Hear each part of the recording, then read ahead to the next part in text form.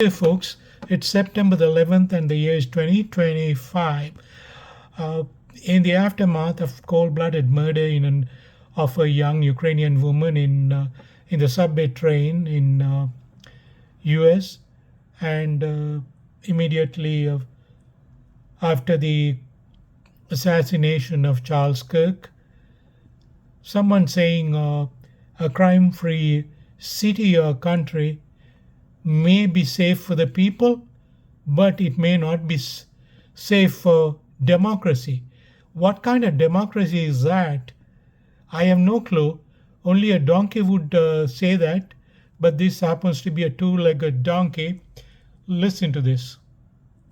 Trump brags about the 87% decrease in carjackings in D.C. since the troops moved in. Yes, military states can reduce crime. Point conceded. Will militarizing our cities make them safer? Yes, but not safer for democracy. Believe when murder wasn't a political issue, when we were kind of all against it, no matter what side you were on, we just kind of felt murder was bad.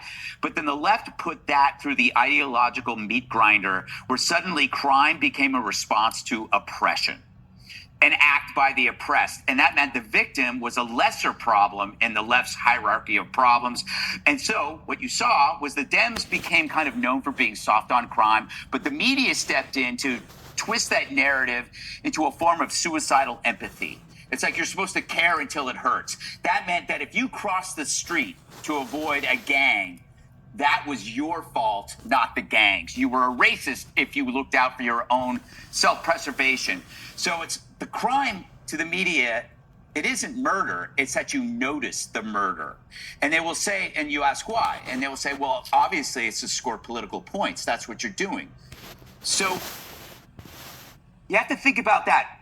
Why is it scoring political points? Aren't you just saying that you're revealing your own guilt?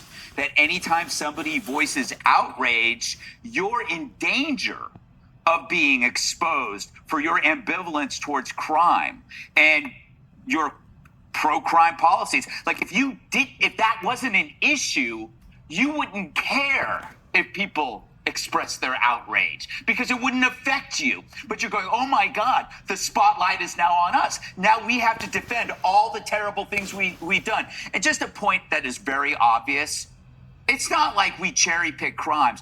When you're a right winger, you've been talking about crime your entire life, right, sometimes to a fault. Remember, we are genetically predisposed to self-defense.